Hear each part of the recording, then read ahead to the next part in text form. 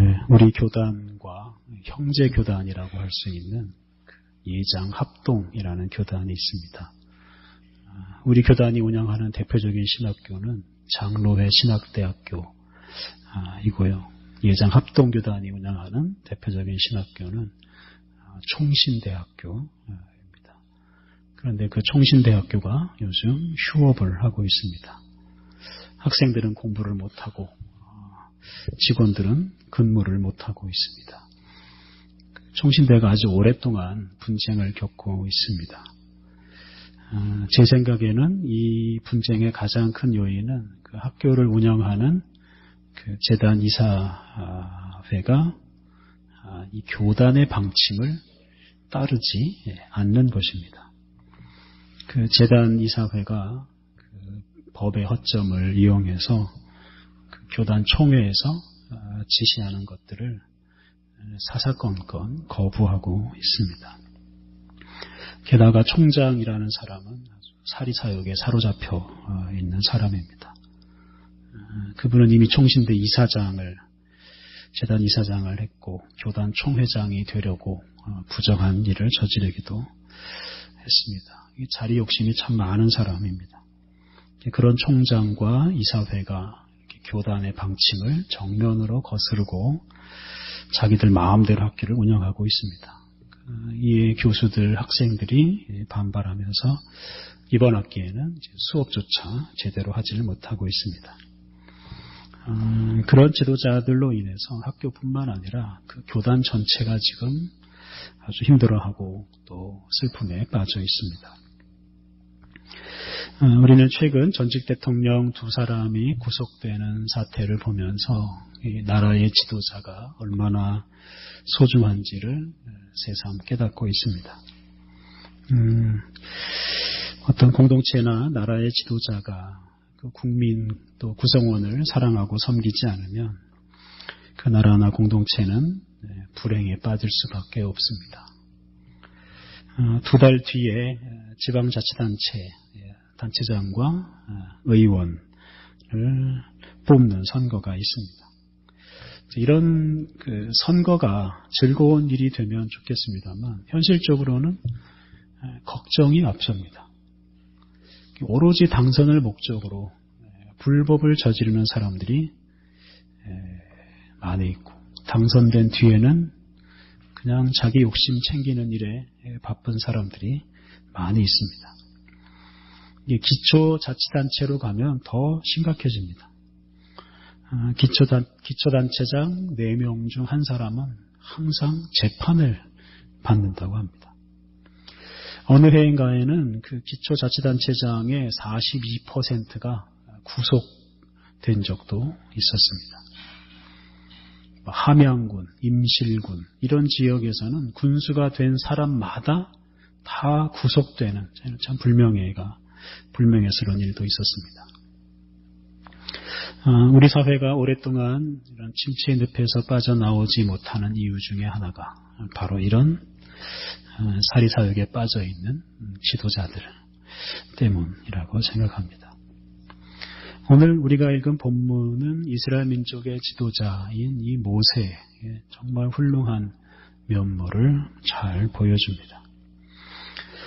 권위나 내세우고 폼이나 잡는 그런 지도자는 백성들에게 재앙을 가져옵니다. 반면에 자기를 낮추고 사람을 섬기는 지도자는 재앙에 빠진 백성들을 구원해 내기도 합니다.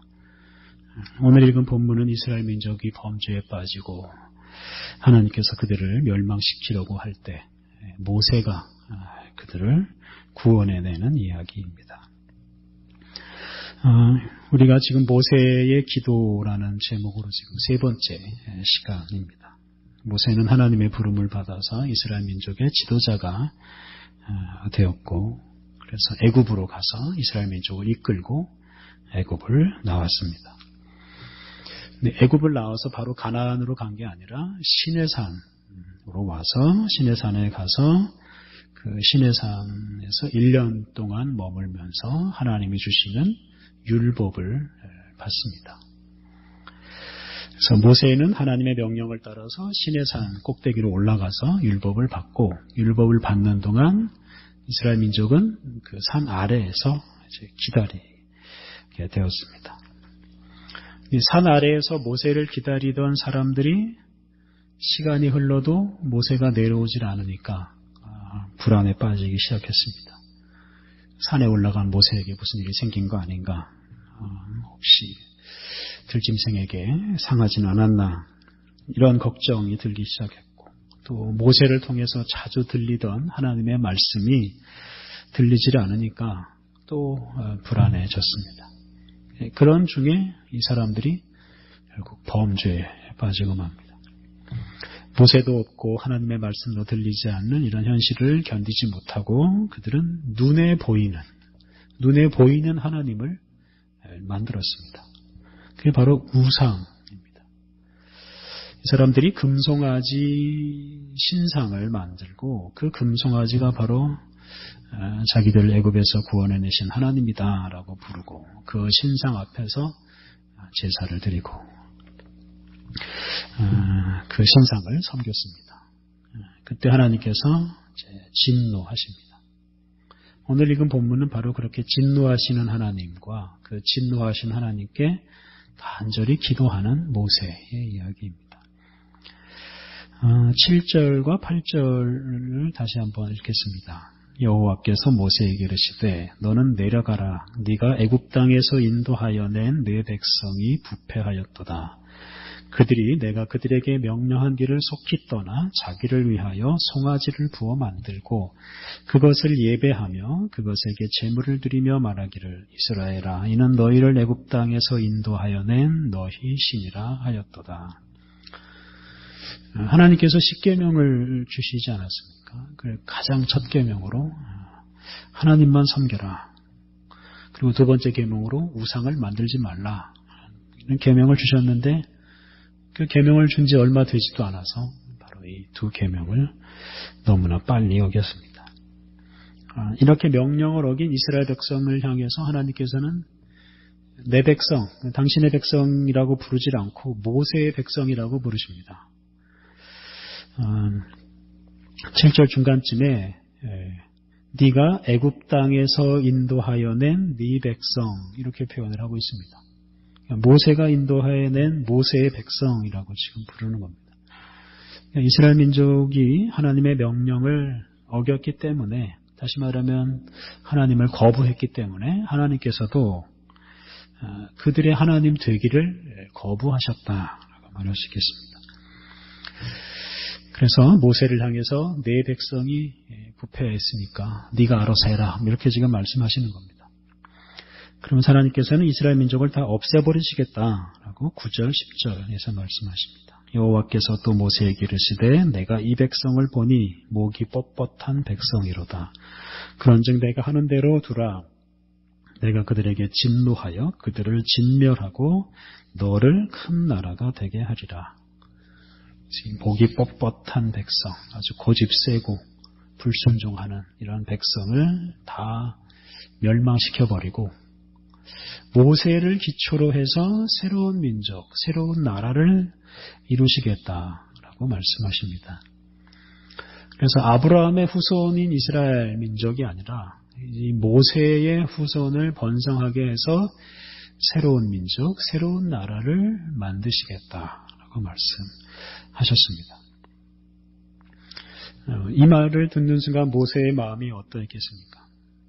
만약 모세가 정말 명예 얻는 것을 좋아하는 사람이었다면 이런 하나님의 말씀을 아주 기쁘게 들었을 겁니다. 아브라함이 아니라 모세의 후손, 모세 자신을 기원으로 하는 새로운 민족, 모세라는 민족이 세워진다면 이게 자자손손 얼마나 자랑스러운 일이겠습니까? 모세를 통해서 새로운 나라를 만드시겠다라고 하는 이런 하나님의 말씀을 듣고 모세는 오히려 하나님께 반항을 합니다. 반기를 듭니다. 그래서 하나님의 계획에 반대합니다. 그래서 이스라엘 민족을 다 멸망시키겠다고 하시는 그 하나님께 간절히 기도하면서 하나님의 명예가 보존되어야 된다라고 기도합니다. 11절 모세가 그의 하나님 여호와께 구하여 이르되 여호와여 어찌하여 그 큰 권능과 강한 손으로 애굽 땅에서 인도하여 낸 주의 백성에게 진노하시나이까. 하나님께서는 모세에게 네 백성이라고 말씀하지 않았습니까? 근데 모세는 이스라엘 백성은 결코 내 백성이 아니고 주님의 백성이다 라고 말합니다. 큰 권능과 강한 손으로 애굽 땅에서 인도하여 낸 주의 백성, 이 주의 백성을 하나님은 절대로 버려서는 안 되고 버릴 수도 없다라고 지금 말하고 있습니다. 12절에서 이것을 더 강조합니다. 어찌하여 애굽 사람들이 이르기를 여호와가 자기의 백성을 산에서 죽이고 지면에서 진멸하려는 악한 의도로 인도해 내었다고 말하게 하시려 하나이까. 주의 맹렬한 노를 그치시고 뜻을 돌이키사 주의 백성에게 이 화를 내리지 마옵소서. 그러니까 이스라엘 민족이 시내산에서 다 멸망하고 다 죽어버린다면 애굽 사람들은 정말 기뻐할 것입니다. 애굽을 탈출한 후에 결국 다 죽었으니 애굽 입장에서는 그것 봐라, 너희들이 여기를 나가더니만 결국 그렇게 되지 않느냐, 이렇게 생각할 수 있습니다. 더 나아가서 애굽 사람들은 하나님께서 이스라엘 민족을 몰살시키려고 애굽에서 인도해냈다, 이렇게 말하면서 하나님을 모독할 수가 있습니다. 그러니까 지금 모세는 하나님의 이름이 더럽혀지는 것, 이 하나님의 명예를 걱정하면서 하나님께 진노를 거두어 달라라고 간절히 기도합니다.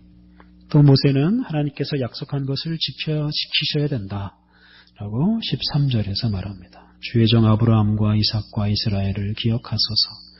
주께서 그들을 위하여 주를 가리켜 맹세하여 이르시기를 내가 너희의 자손을 하늘의 별처럼 많게 하고 내가 허락한 이 온 땅을 너희의 자손에게 주어 영원한 기업이 되게 하리라 하셨나이다.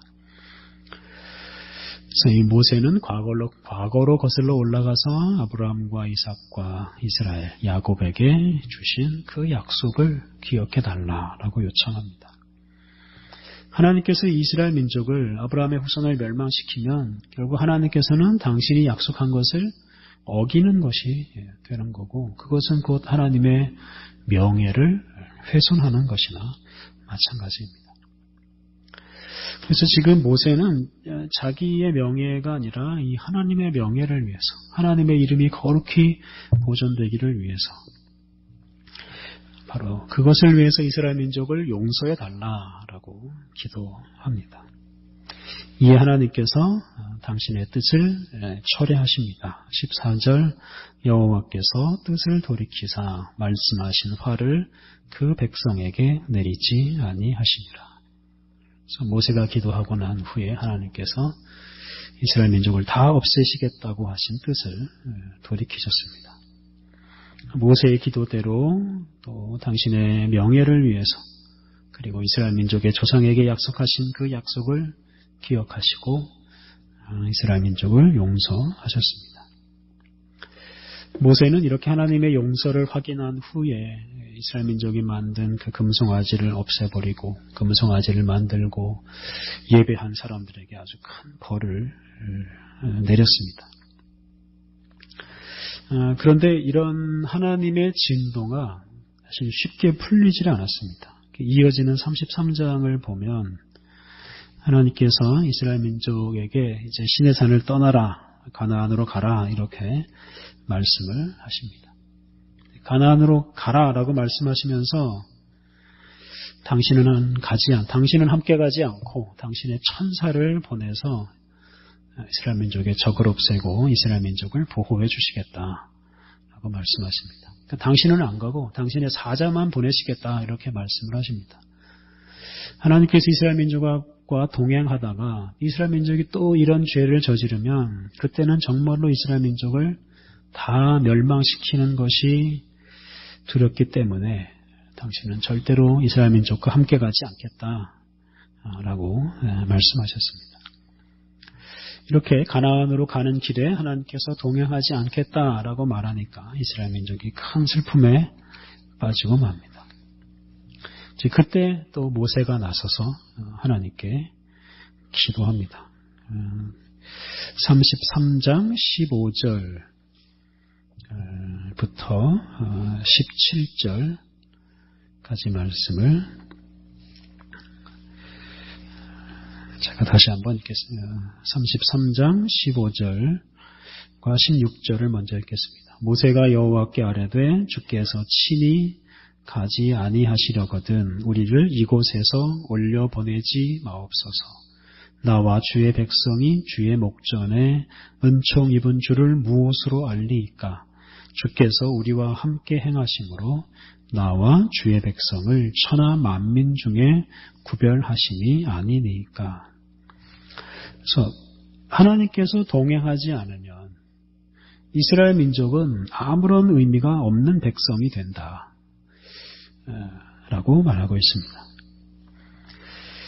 이 하나님의 은혜를 받은 민족이기 때문에 이 이스라엘 민족이 세상에 존재할 의미가 있는 것이지, 그리고 세상 천하 만민 중에서 구별된 민족이라는 이런 정체성이 있는 것이지, 하나님이 함께하지 않으면 그냥 이스라엘 민족은 아무것도 아니고 그냥 그렇고 그런 민족 중에 하나가 되어버리고 맙니다 라고 지금 말하면서, 모세는 하나님이 동행하지 않으면 우리를 이곳에서 올려보내지 마옵소서, 그냥 우리 시내산에서 그냥 살다가 죽겠습니다, 이렇게 말을 하는 겁니다. 그래서 모세는 하나님이 동행하지 않으면 차라리 시내산에서 그냥 머물겠다, 어쩌면 하나님께 지금 반항을 하는 이런 기도를 드리고 있습니다. 모세가 이런 기도를 드린 이유는 아주 단순합니다. 하나님이 함께하지 않으면 이스라엘 민족의 정체성이 사라지기 때문입니다. 그래서 하나님의 그 뜻을 거역하면서까지 지금 기도를 드리고 있습니다. 모세의 기도를 들으신 하나님께서는 17절 말씀대로 이스라엘 민족과 동행하시기로 합니다. 지금 오늘 읽은 우리가 이 32장, 33장에서 모세가 기도를 드릴 때마다 하나님께서 당신의 뜻을 두 번이나 바꾸셨습니다.